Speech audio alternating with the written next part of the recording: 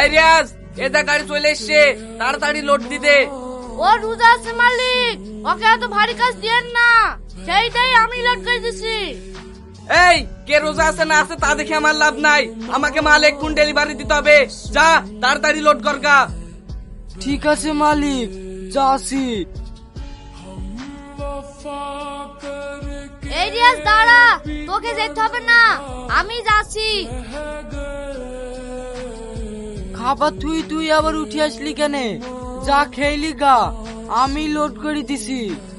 এই যে রোদ পড়ছে, 7 বার জল কেউ টিস্টায় থাকা যাচ্ছে না, তুই আবার গাড়ি লোড করতে কি মরবি নাকি? যা তুই মোটরটা চালু করে দে, টুকটুক করে কয়লাগুলো ভিজাগা, আমি গাড়ি লোড করে দিছি। ঠিক আছে ভাই।